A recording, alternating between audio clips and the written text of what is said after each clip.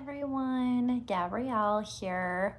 I will be going live. Well, I am live. I'm just waiting for Carly Hill to join me. So if you didn't see, she is going to be on here in a minute and we will be talking about how to add coaching to your therapy practice, which I know is a very common question. So let's just give her a second to hop on, and I'm gonna have Facebook open and on my computer if there's any questions. So if you are watching the replay, as always, you can put hashtag replay so we can come back and make sure that we answer all of your questions. And if you're watching live, you can drop any questions that you have below and we will make sure to answer them. So Carly will be here in a minute. And if you don't know Carly, she is a therapist turned coach. She has a program to add coaching to your practice as well. And so she is going to be here and answering all of your questions, and she is really a wealth of knowledge. She has done online courses, she sells digital products, and she has her own coaching program. She's written a book, she's done all the things, and she's going to tell you about it in a second. Okay, I hate that Facebook changed this. It gives me a lot of stress.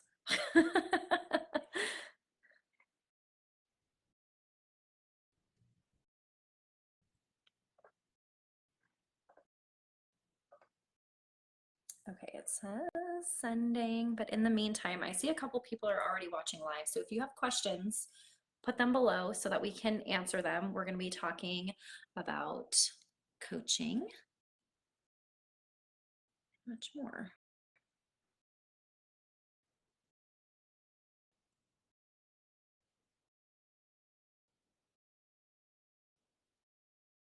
Okay, let me try this again.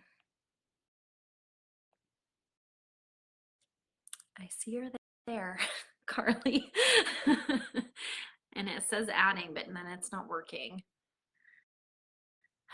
let's try again.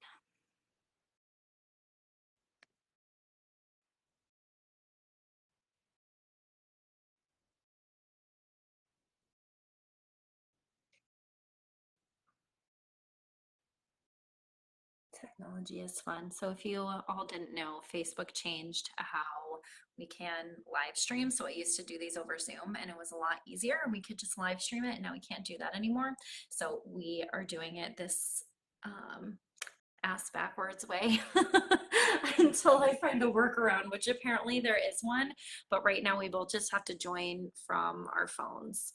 And again, if you're watching live and you have questions, feel free to post them below and we will get to them, because I know there's always a lot of questions about how to move into coaching, how to protect your license when you do it, how to add coaching to your practice, how to get clients, how much to charge, what should you do coaching on, and Carly's going to share all that with us if I can get her here, which what I'm going to try is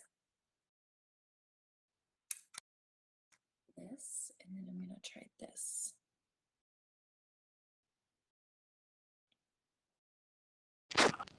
Oh Yay! Gosh. Hi. I was requesting for you to join, or for me to be let in. That was an experience. I'm glad that it worked. We're here. Yay! Thanks so much for being here. I am super excited to have you and to be talking with you and not just talking about you. Yeah. We were trying to figure all this out. But I would love if you would just kind of start. I know that you have a really interesting story that people might not be aware of. Yeah. And if you could just kind of tell us a little bit about you and how you pivoted and what that looked like. Yeah. Well, thanks for the introduction. I was listening and I heard the introduction, so thank you. I just couldn't join. But for those of you who are listening or listening to the replay and you don't know who I am, my name is Carly Hill. I am a licensed clinical social worker, and I'm a business strategist for therapists, helping therapists specifically add coaching, create their signature coaching program figure out their niche, protect their license. So adding coaching ethically and legally, creating their high ticket signature coaching program so they can have more freedom, flexibility, security. I have a book writing program for therapists as well. I have a course on passive income. So, a little bit of background information. What led me into this was, well, one, I always loved kids. So, that's what got me into social work. I was early childhood education major. Then I wanted to do more than that. My mom's a social worker and went to undergrad and grad for social work, went off into community mental health, brick and mortar 9 to 5. I had my own private practice, but I had a cap on my income. I was trading dollars for hours. I wanted more freedom. I wanted to impact more lives. Most importantly, I remember like it was such an agonizing feeling, like not in a cocky way, but like if more people could know about me, like I could just help them. But there was this marketing mystery. So I started studying the online industry, taking business coaching programs. I also recognized that I was coaching the whole entire time in my quote unquote private practice. I think when we're therapists by trade, we naturally think we're doing therapy. Nobody really teaches us the difference between therapy and coaching. And so I started speaking to attorneys. How can I do this ethically and legally? I started looking at these successful coaches online. I'm like, what do they know that we don't know? And how are they so successful when they didn't even go to school for this? Yeah. And that's where I also had that realization that I was coaching the whole entire time. And I was like, wow, like I could be charging more. I could be seeing clients out of my state. I could switch my business model and I could be creating recorded content and curriculum and digital products. I could be taking money up front. Insurance is a nightmare. And I started implementing all of this in my own business. I started creating curriculum and courses. I was doing women empowerment coaching. I was doing manifestation. I was doing hypnosis. And I'm a Reiki master. So I was doing energy healing as well and incorporating all of that. I started teaching therapists how to start and grow their private practice, then to start and grow their coaching business because that really became my passion and my baby and also the bread and butter in my own business. And that's when Therapist to Coach Accelerator was born, my signature program where I walk therapists through this process of filing their LLC, protecting their license, figuring out their niche, creating their program, and a lot of marketing and sales so they can be seen. Amazing. And I think In a nutshell. yeah, in a nutshell, just a couple of things that you do. Yeah. I think, this question comes up all the time about coaching because of that, because I think we all, not all, but a lot of us have had that similar thought of like, well, coaching seems a lot easier. How are these coaches making so much money? And they might not have a master's degree. And a lot of what we already do blends very easily over to coaching. So when somebody is thinking about adding coaching to their services or completely pivoting, what do you think are some things that they should consider? Can they still do therapy at the same time? Should they have a different niche? Should they have a different brand? Like, kind of give us a high level overview of what that might look like. Yeah. You can have a different niche if you want, but it can also be the same. I think that there's a lot of therapists that were in the same boat as me where they were actually coaching the whole entire time in their quote unquote private practice. So then it probably makes sense to maybe keep your niche the same. However, there are some clients who do really deep, heavy trauma work, and that would not fit into the coaching space because in the coaching space, you're solving more situational, non-clinical, less severe problems, whereas in therapy, as we know, we're treating medical necessity. So figuring out your niche is definitely, well, one is my favorite thing to help with, but it's definitely something that therapists run into a hard time with because we're used to solving every problem under the sun, morphing into whoever's in front of us. We're multi-passionate. We also think that maybe it's going to be our niche for forever. So I would say 90% of us are our own ideal client. If you can reflect back on your own journey, maybe something you had to walk yourself through, something you're passionate passionate about, that's a good place to start with your niche. Getting guidance and mentorship and help to figure it out, because I'm a high ticket coach. So I encourage my clients to hyper niche, very specific population with a very specific burning problem, getting very specific solution and big outcome for their clients, to where the clients would urgently and eagerly pay you to solve their problem. That's what, I call it, like it needs to pass the high ticket test. But if we back up before niching, it's just about taking the steps to protect your license. So you file a separate business entity, like you have an LLC for your private practice. You file a separate one for your coaching business, which means that you would have separate bank account.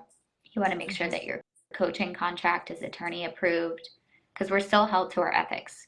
Mandated reporting, informed consent, it's still important. We don't want our clients to be confused in what we're offering. So that's where the marketing comes into play, which is a little nuanced. Like, I get the question a lot, do we need a separate website? Yeah. It's not a hard and fast black and white rule that you need a separate website, but if you have your private practice website, you maybe want to have a separate services tab. Maybe the colors and fonts are different and you have a disclaimer. Although coaching is similar in nature to psychotherapy, it's different. Regardless, you're going to get your client on a consult call first, and you'll be able to use your clinical discernment. Do they need to be treated for medical necessity, or is it the situational non-clinical problem? So you'll be good to go. But I would say the first two steps are, well, maybe three steps, because the first step is figuring out, why do you want to add coaching? Yeah. What is it going to do for you? How much freedom is it going to provide? What's your mission? And then protecting your license, figuring out your niche. Cool. That's super helpful. And I think that will answer a lot of questions for people, because that's, I think, the biggest thing that I hear is, okay, how can I do both? Should I do both? Am I allowed to do both? What does it mean? What are the differences? And I think sometimes there may be a little bit of overthinking there, but also being careful too, because you do want to protect your license. And so I appreciate that you have a heavy emphasis on that and what that looks like for therapists. Yeah, we worked hard for our license, right? And most coaches don't teach you how to protect your license, and it is very important. And it's not that hard when you have all of the steps and the templates to follow. I always say it's not an excuse to not add coaching, because we do make it out to be like this much bigger thing than it is. And I feel like we're brainwashed a little bit in school that like we can't do these things, but you can be both a therapist and a coach. In fact, I think therapists make the best coaches, and we should be on the forefront of the coaching industry because of all of our clinical knowledge. And it's a way that we can stand out in the saturated market. We don't have to hide our credentials. I love that. Yeah. What are some examples that you could give us maybe of clients who have taken your program, and how did they add coaching? What did that look like for them? What were the changes that they saw? Yeah, that's a loaded question. I coached almost 300 therapists through the process of adding coaching. The niches are all over the place, and I'll tell you, it's the coolest thing to see from my perspective, because it's an extension of themselves, their journey, usually their passions. So the niches are just like so cool. I mean, you name it, like whether it's like a hobby, like, I had a client teach how to help actresses feel more confident, because she did that on the side. And so she incorporated like her hobby with mental health.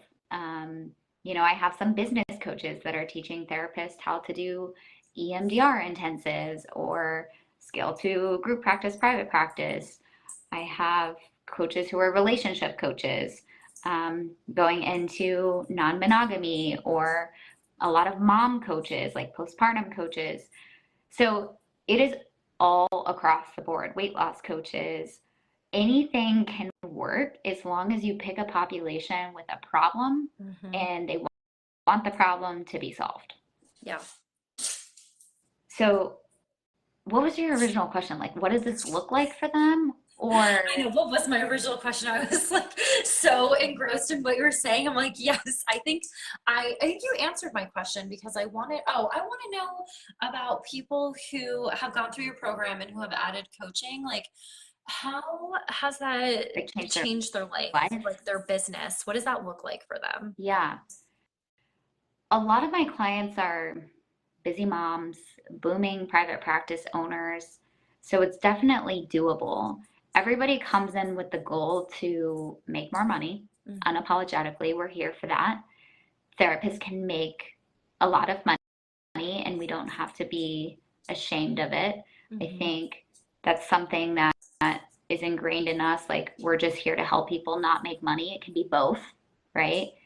Yeah. And when money is in the hands of good people, good things happen. So they want to unapologetically make more money. We do that and impact more lives, have more free time with their family, especially if they are, like a busy mom. They want to reduce their clinical hours.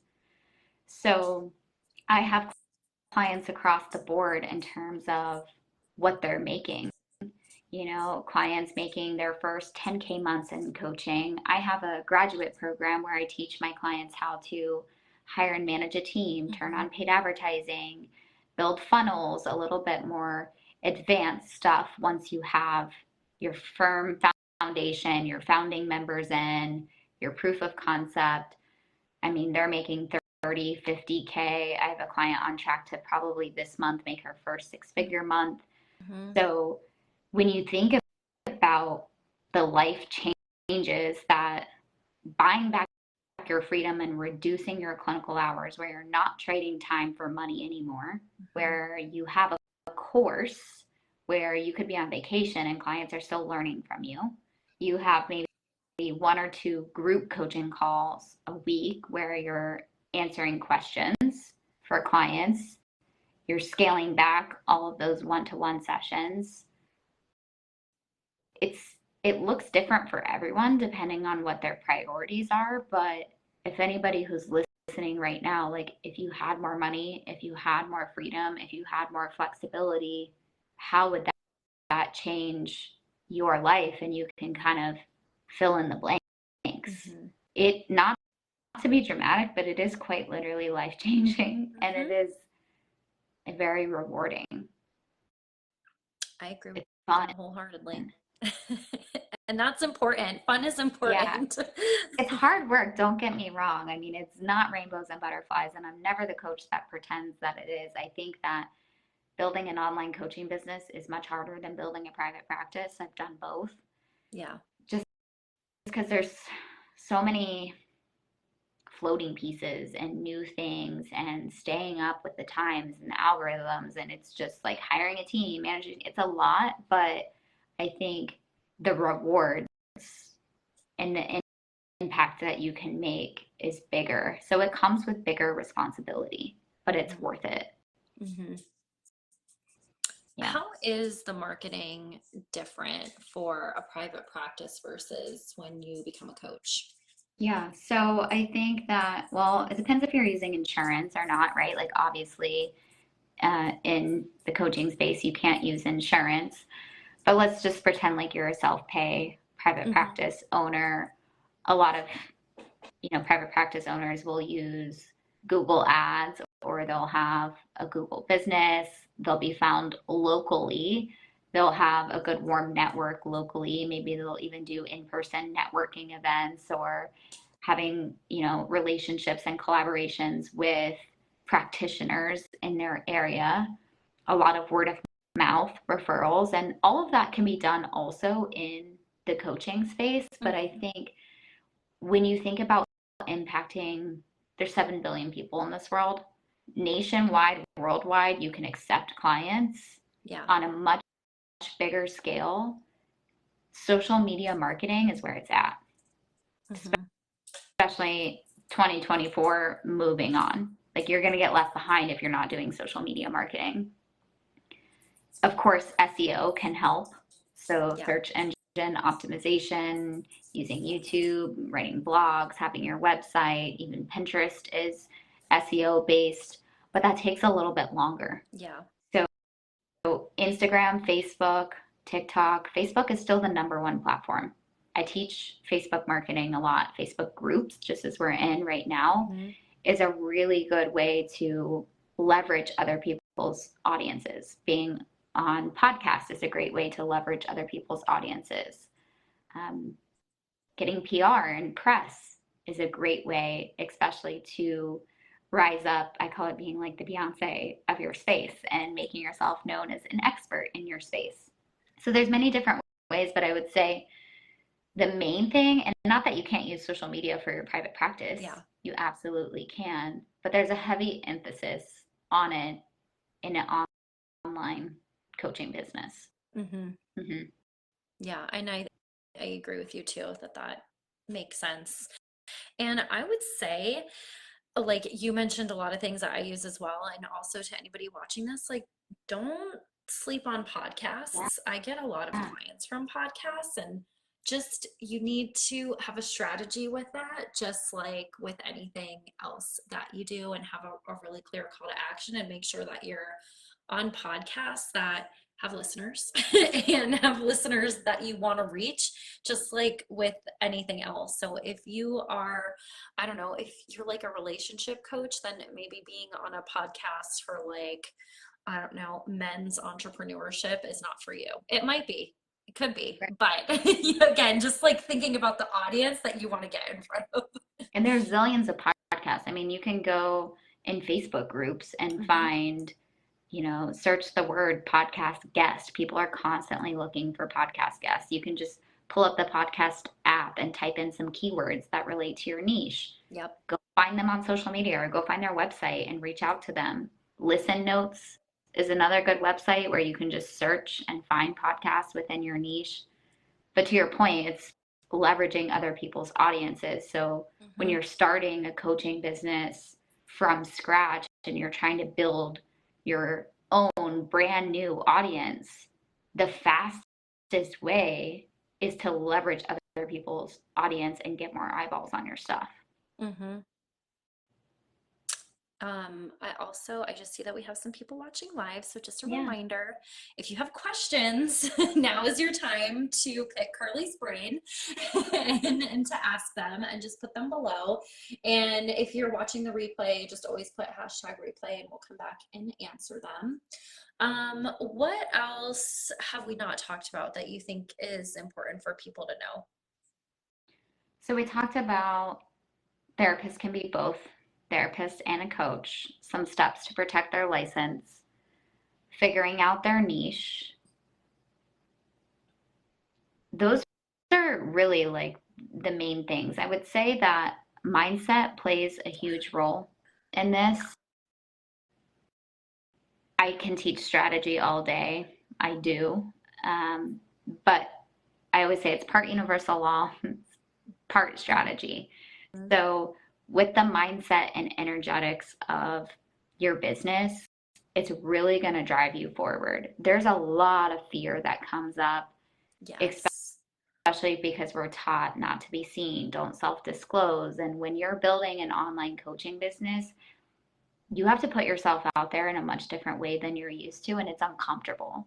Mm-hmm. And I think if you're a woman and you're listening, like we have this different weight on us. So being a woman on top of that, it's hard. And you learn a lot about yourself in the process of building your coaching business. So if you can do your own mindset work that never really ends throughout the process of implementing the strategy, those are my clients who I see are most successful. Yeah. And that goes with any business. Mm-hmm. But for therapists specifically who are adding coaching, I think also we think that we don't know enough, right? Yes. We have certifications, every letter of the alphabet, or we have PhDs or master's degrees at least, and you do know enough. And somebody's always going to be further ahead or behind you, but nobody can do what you do, how you do it, if you show up with confidence and conviction, especially if you are your own ideal client and you have had to walk yourself through this, you would know enough to walk the people through that are behind you. So Mm-hmm. kind of starting before you're ready and just giving yourself this permission slip that you're so much more than just a therapist Mm-hmm. in a box, and you have a big mission to impact a ton of lives, and you can, especially when you tap into the online world and you know how to leverage social media. And then you start getting all these raving testimonials about transforming hundreds of lives Mm-hmm. instead of just kind of staying in your small network. Like, you're so good at what you do, you have skills and a clinical background, and there's coaches out there who are nowhere near as skilled as you, and we deserve to be like on mountaintops, Mm-hmm. instead of under these rocks. So like if I can like hype everyone up and like let them know like this is possible for you. Like you can have freedom, you can have flexibility, you can have security, you can impact more lives.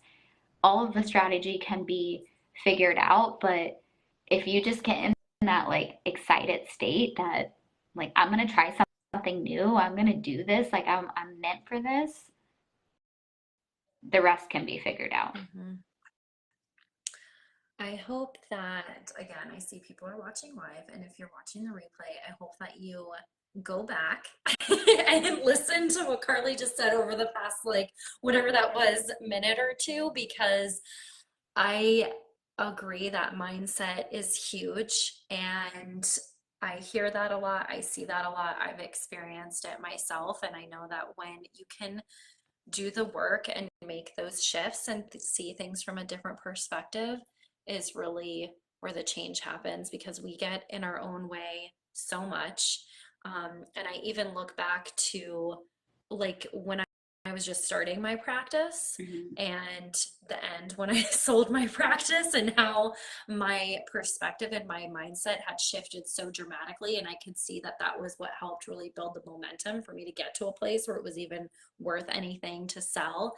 And same thing with my second business, same thing with what you are doing now. Like you have to put yourself out there. And as therapists, I find that, I'm not saying this in a negative way, but that we have like a narrow focus, and we're surrounded by therapists. So we think, oh, everybody knows what I know, so I'm like not special, because every therapist Mhm. knows the five senses meditation or whatever. And it's like, actually, no, the other billions of people in the world don't know that, and they need to hear that. So, Yeah, it's so true. That happens all the time.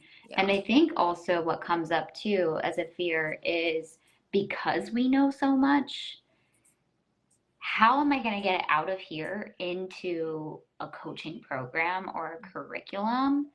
And then there's all these floating pieces and you just freeze. Yeah. So there's a process for everything to brain dump and get it out. It's like, I don't know where we store it. We just like pull it out of like our imaginary tool belt and we know what to say in session. You have so much knowledge, and your knowledge is valuable, and it's not common knowledge, although it is to us, Mm-hmm. or we just pull it out of nowhere, or our therapist friends know it. The clientele that we would serve, they don't know it. Yeah. Just as in your therapy sessions, you're psychoeducating on things, and that's exactly what you would do in your coaching business, is creating a psychoeducation curriculum. Mm-hmm. You're leveraging all of the skills and knowledge that you already have. You're leveraging technology, you're leveraging social media. There's so many wins, and you're also saving your clients years and years of therapy and thousands of dollars. I think that there's a time and a place and a space for therapy, and there's also a time and a space and a place for coaching. Like, not everybody needs therapy. Yeah. And some people who are in coaching probably should be in therapy instead. Yes. Right? So I think that, again, like you can do both, but your coaching business can really be an extension of yourself. Mm-hmm. Yeah, I love the way Yeah. that you say that. I hope that resonates with people too. We have talked about a lot in 30 Mhm. minutes. Yeah. So, is there anything else that you want to share? And then, of course, let people know how they could find you and how they might be able to work with you. Yeah. Was there a question that came up? I feel like thought I saw one. Can you Maybe. chat? Let me look on my computer because it's a little bit easier to do it that way. Oh, Sally, when I have attempted to establish a coaching business before, I have gotten super overwhelmed by social media. Can you recommend the very simplest way to get started? Yeah, good question, Sally. I think a lot of people would probably have that question too. So, prior to social media, I would question if you were clear on your niche and who you were serving and the problem that you were solving. Most people don't have marketing issues, they have messaging issues. Mm-hmm. And marketing really comes down to messaging. And so when you go to post on social media, if you're not clear on all of those things, you're really going to get overwhelmed. If you're like, okay, it's Wednesday and I have to post something on social media, but what do I post? You're going to be overwhelmed.